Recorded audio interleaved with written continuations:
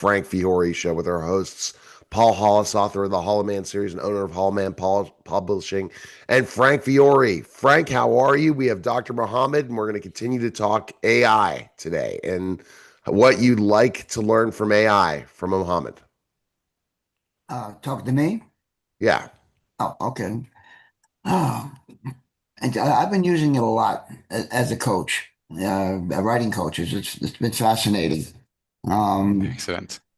Question on question. I don't know where to go with that. Just that uh,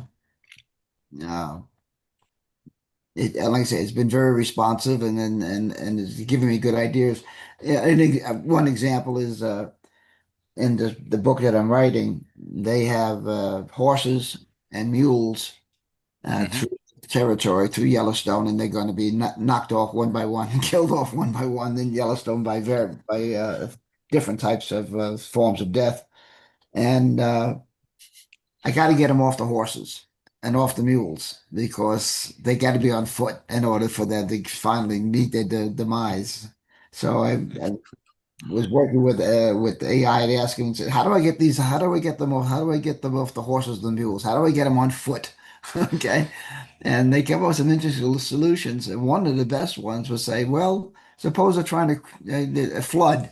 They just say flood, water, And I Hmm. thought, yeah, that'd be great. Maybe I'll have them try and forge a river, and the river swells and knocks them all off, and they're in the river, kills the horses, kills the mules, except for maybe one because they need to eat some food.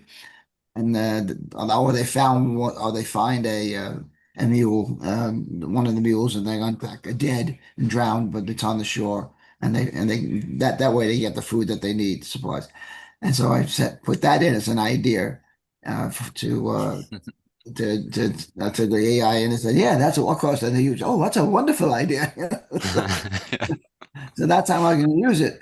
And that's a major point, major sticking point in my plot. I mean, obviously they're not going to walk off in packs, go into Yellowstone. They're going to bring horses and mules, but how do you get them on foot? And so there's an example of AI helping you through a blockage in your plot.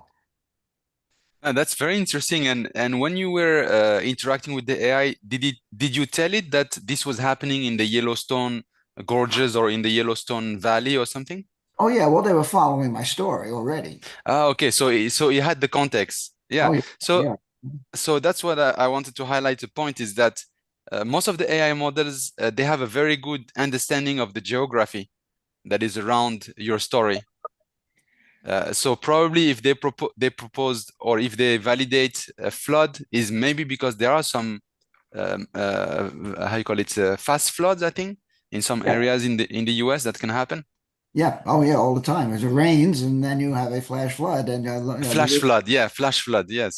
the river seems fine to cross, and all of a sudden, like it just comes down, and there's no warning. And we've had lots of people killed here in Arizona all the time because of that. Yes, yeah. So that's very good contextualized coaching. So, anyway, that's how I'm using it. Hmm. I think it's important that we get that out in these interviews and put it in the uh, podcast or whatever it's going to do whatever we're going to do with this. So again, it's an example of how I'm using it to help me write this book and being a coach for us. All right. So let's Very go with good. questions for Dr. Muhammad. Let's get rolling. Okay. I have an interesting one for you, Doctor. Hmm. Uh, w- if a author relies a lot on AI, how do they traverse the possibilities that they're infringing on someone else's copyright or material? Is Yeah, there a way that AI can help?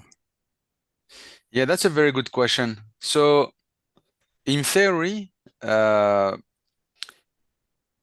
the copyright risk will be very low when you get outputs from AI in terms of creating text because it can take inspirations from different arts or different texts or different books, but it will not split out exactly the same. So there will be a difference. And I don't remember what is the law in the US or the international law about copyrights, but there is a percentage of similarity that is allowed when it comes to text content. So you need to study that part. And then also you have AI models that are specialized in giving you a score for plagiarity in English, plagiarism. So you can also test the output of your AI with the other AI model to see if there is any plagiarism. And usually plagiarism, if there is, then is a risk of copyright as well. Right. Okay. And then how do you make sure the AI doesn't do that? It's a good question. It's not trained. It's trained not to create the same text or the same output at what it was compared to what it was trained on. So the percentage, I think, the statistical chances that it will outright do copyright infringements, I think is rather low. But there are tools for you to double check. So again, I think they put always at the bottom, AI can make mistakes. Because they know that this, yes, can happen and you should take some precautions. So as a precaution, you should take either a software that does plagiarism at least, or purchase another AI model where you run through the output you got from the AI to see if there is any too close similarity, either in semantics or storytelling or text itself. Is that kind of a tool? Is that what instructors sort of gauge against their students' papers and things like that? That's exactly what we use. Even in my thesis, when I was doing my thesis, those were the tools that we were using, because a lot of students, they plagiarize an existing thesis. Yes. So yes, that's the source. That was the first one of the first use of that kind of AI powered software. So making sure where you got this information from and where did it come from. There is AI detectable software. So basically, one thing I do with my content, anything AI written is written by the human first. So this is the key component. You jot down a bunch of different things in your own words regarding the idea, then throw it in and have it improve it. That won't be a plagiarism, will it, Dr. Muhammad? Yeah, that's exactly the way to go. And so when you write a thesis, a PhD thesis, they also have like a percentage of plagiarism or similarity that they allow, for example, 20%, 30%, something like that, or beneath 30%. Because when you cite an external reference, that's already you're like citing that section, and that increases the score of plagiarism. Yeah. So even one sentence, two sentences can increase that. So the detection is very good, Neil. But what you said is very interesting, Neil. Are you familiar with plastic making? How plastic is manufactured? You could have a lot of plastic that is gray in color, and then you could put a master batch of plastic that is yellow. Or let's say you have white plastic, 1 ton of white plastic, and you could put just 1 kilo or 10 kilo of yellow plastic that is called master batch with a high concentrate, and it will make the whole batch production yellow. So for me, this is an analogy that I use. As much as you put a little bit of human input, like you said, Neil, if you put a little bit of human input at the beginning, it kind of master batch colors the whole AI output, and it's kind of, even if the AI output is 10,000 words out of your 1,000 words, it will make it so much more unique and less detectable and less problematic. Because the problem is when people just give everything to the AI to do, and the whole output is AI based. That's where problems start to happen more often. So, I mean, that's the key thing, is basically put things together in a way that you are writing things down. I don't know, Frank, how much you're doing that, but just write as much as possible. Exactly. There's some really good programs I'm about to purchase. I'm waiting to see if this one AI software works. That's like a bot. Then I'm not going to do it, but that will record everything you've said. So you could be talking to it. You could be having conversations. You could be going back and forth with Malcolm, and then you could throw all that into So you have a writing coach with Malcolm, and you go back and forth of what your ideas, what your story arc, all these different things, and you guys get it together. Another AI software will write it all down, copy all of it, put it into a text in a non-public, like not public searchable thing. Then you throw that back into AI and it writes it. Then you're in a situation where it's not going to be detectable. You're just getting ideas as a writing coach. Yes, yeah, and you can also use AI in a positive way for style copying.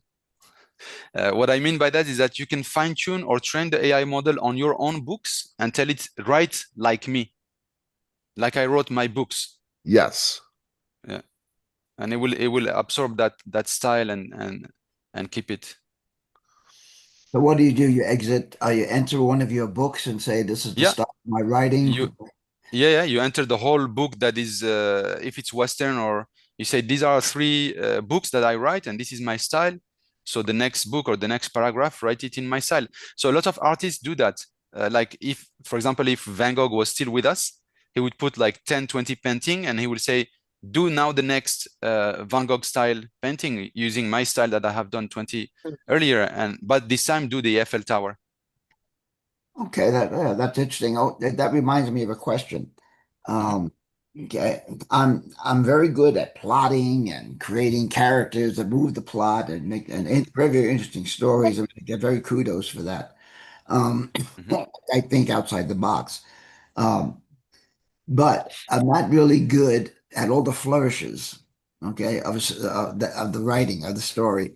And years up until AI kind of came along, I would hire story polishers, okay, and that would cost me thousands of dollars to go through a novel or that I've written, and they would I don't know, elevate the words up so that they not literature, but you know what I'm getting at, okay? Yes, yes. Thousands of dollars, okay, and basically in places it's their words because they've polished Yes.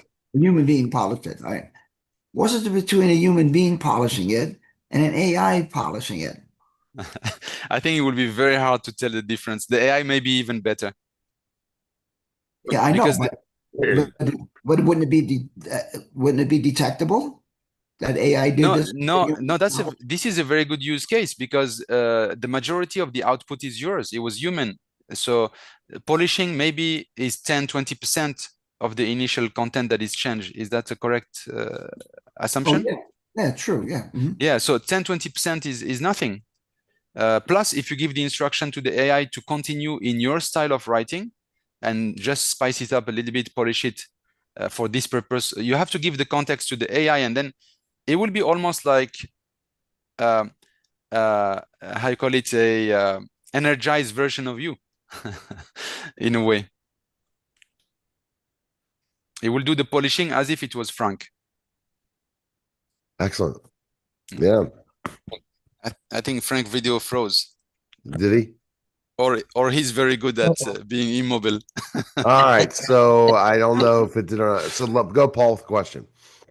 Okay, so here's one that's that probably a lot of authors struggle with, is that when they create characters, they create them kind of unilateral, like they create them without much personality, or they sort of concentrate more on a couple of things in the dialogue, and so how does AI help a writer to expand the personality, let's say, of a character, like ethnically and speech wise and all those kind of things? Can it do that?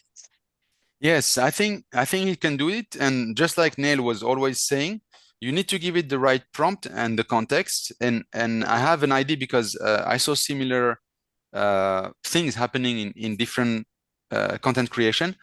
And this reminds me of, when you have video games, you have NPCs, non-playing characters.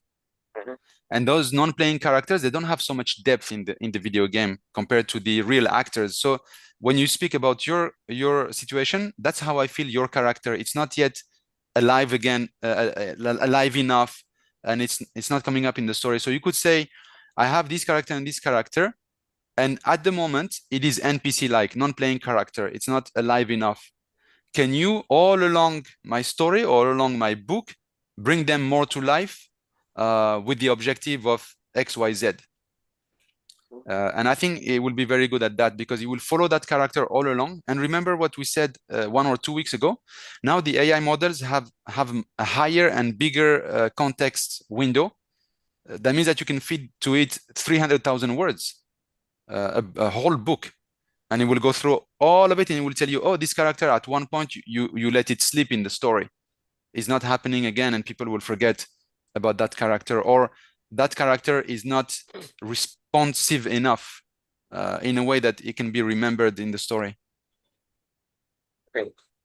All right. So Paul, good. How much AI are you using in writing, or at least helping you as a coach and stuff, Paul, with some myself, I don't have I don't think that I have trouble with characters, but what I use AI for is show me a plot hole, show me things that are not resolved, show me things, and not telling me what to do about it, but just show me where these things are. That's one thing that I do, and there are others as well. I mean, I have done that with with my books and say, as an experiment, to say, okay, write a paragraph with my style. Now that you know that, and it's pretty good, I might say that, and it really works. So I mean, almost amazingly that if you're not a first time writer, it seems that you could actually put one of your first book in there and say, this is my style. Write me a whole nother book, right? That has this kind of thing on it. So yes, this is what we call fine-tuning. You can fine-tune an AI to behave and to write in a specific style. This was not very possible a couple of years back, but now the AI is very good at it out of the box. very good. Well, yeah, and I think that's the big thing but here's the problem, that constantly it changes. So what we're doing today is going to be maybe a little different tomorrow. So it's always checking your work, looking at specific things, and utilizing it as a resource, Dr. Muhammad, Yes. not the main drive. At one point in time, it could be, but I don't know how long till that'll happen. Yes, it's called RAG, Retrieval Augmented Generation, where the AI model is going to retrieve data of yours to help it in the next in that generation. That's how they call it, RAG. Okay. It's a whole concept that is working more and more. All right, so let's continue this conversation, okay, with looking at the fact of the matter of, what about how good of an editor is AI? If I wanted to be a developmental editor or a copy editor, do you trust it, Mohammed? Yeah, I will never trust it 100%. Just for the reasons that we have been mentioning. Yeah, but I will say I will have a high confidence, but not 100% trust. Never. I think just by precaution, because a small mistake or a small thing that you unnotice could be a big problem in your book when you push it to the market. So yes, never trust 100%, but you can have a high confidence, and I think give it the chance to output, and then do again and do again. The AI doesn't get tired, so we can get it to redo until we get it right. Yeah, absolutely.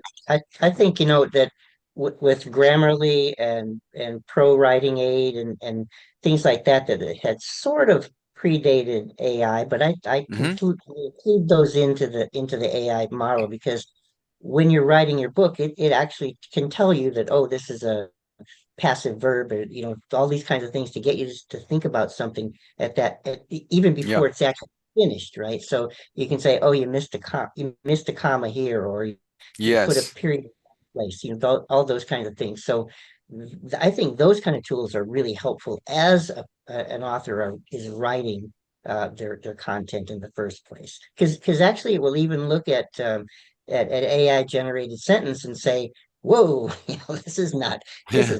good," and you say, "Yeah, you're right, it's not good." So then it gives you the opportunity right away to add your personal uh, input into that, sort of thing. So I think it's all, we're getting there, but it's a good road. But I think writers have to actually be more accepting of change, right? So Yes. how we wrote it before, is not the way we write it now. Even 20 years ago, we've seen how much the publishing industry has changed, right? So writing is doing that now. It's in the midst of changing, and so we have to embrace it for what it is and use it for what it can do. Yeah, definitely. And what you said, Paul, is very relevant. And it reminds me of an image, like you said, in Grammarly, where the tool, because Grammarly already was using machine learning, which is like the predecessor to AI. So you could imagine that as you are editing and creating content, the AI is like the main engine and creating content for you, but it will stop and tell you, here, what would you like to do? Here are the few options. Which one you want to select? And then it gives you like between 10 or 15 options, and that will create the human input into having a specific style or a specific direction in that story. That's what Grammarly was doing. It may give you 2 or 3 ways to say the same thing in a grammarly correct way. Correct. Yeah. Yeah. It's an amazing world now. We Oh should yeah, Exactly. yeah. Yes, it is. accept it more. What other questions do you have for for Paul? I mean, for Muhammad. Sorry. Um, yeah, let's see. In the same way as back to characters and even dialogue, you've already mentioned, I think, that AI can point out discrepancies in characterizations. For example, if you change a character's dialogue further down in the book, and Mhm. you don't notice it, and then but AI can help you pick that out. Is that correct? I mean, they can help you look That's at right. character inconsistencies, dialogue inconsistencies, things like that. It's very good at that, and it can follow the story, because if you say that the character lost his mom at the beginning of the story, and then later on you say that he talks to his mom, it can pick that up when some humans may not pick it up. Hmm. I've actually seen that in some books as well. Yeah, we do that mistake because we technically, when we are writing fiction, we are lying, and it's Yes, hard of course. to lie consistently. Of course. Hey, Paul, do you want to tell them about our experience with trying to create a cover for my Oh latest yeah. book? Yeah, we're looking at AI help with Soros and things like that to Uh-huh. create a book cover, right? And so we right away, the first one I think said, "Okay, here it is," and it's like it's great, except the wording is off. I Yes. poop the title and the subtitle, etc. And we asked it to, well, just remove this subtitle, for example. Yes. It would come back with an entirely new picture, different picture, right? Yes. Yes. So so we would say, no, here's the image. Take these words off of this image, this specific image, and give it back to us. And they would say, no, we can't do that because we can't do that because it's against our policies. And they Yes, it said, happened. so, so then they said, well, this is what you should say if you want us to take those words off. And I specifically copied and pasted it down into the chat uh, uh, uh, Field. message set, and it says, no, we can't. You're not. You can't change the words because of cultural or something. It was really odd, and it's like, well, and so I said to it, well, you told us to do that, and it said, well, I know your frustration and all that sort of thing, but the point was is that it either gave us a completely different image back, or it refused to take the words off that it put on in its first place. So I had the same frustrating experience so many times. And these are the rules. We highlighted this in one discussion when Neil was saying that sometimes it behaves stupidly.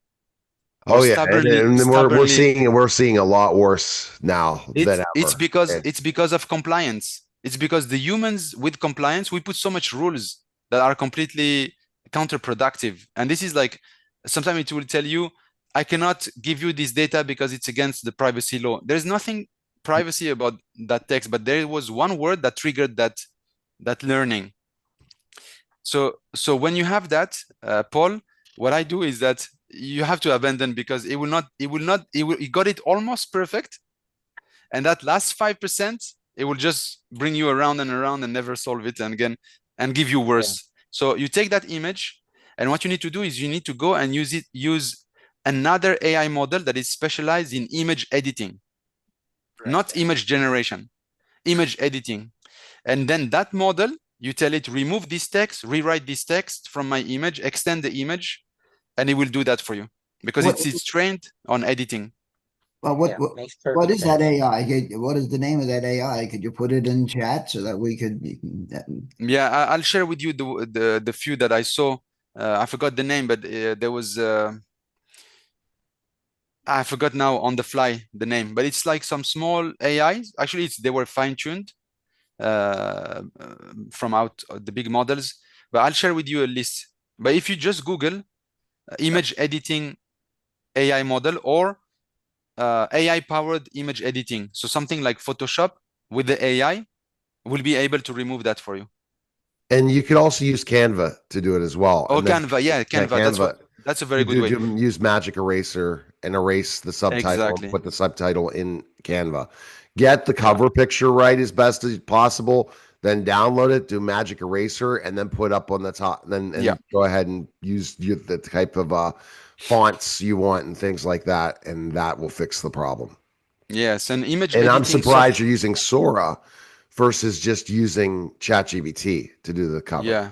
Well, we actually did both. The quality the quality of Soros seemed on the screen to be better than the image, the exact same image on and use 4.0, don't use 5. 5 is just in an absolute, I don't even want to know.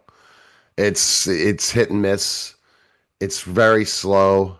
I don't get it, but that's what I'll be discussing with Mohammed in about a minute for his podcast. But this is just great information, guys. And like I said, we continue to learn with AI.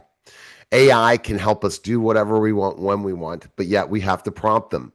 And who would have thought that prompters would become the people who are the teachers, would be able to control the world because they can ask the right questions. Journalists, teachers. On the side, I've contracted with a company called Mercor, who's contracted with OpenAI, and we are trainers. They give us tasks to do. OpenAI gives us tasks to do, and we do the task. It's part of training their OpenAI. It's really kind of fascinating. Wonderful. Yes, yeah. Okay. All right. Best place to go is frankfiore.com, hollowmanseries.com, and rtila.com.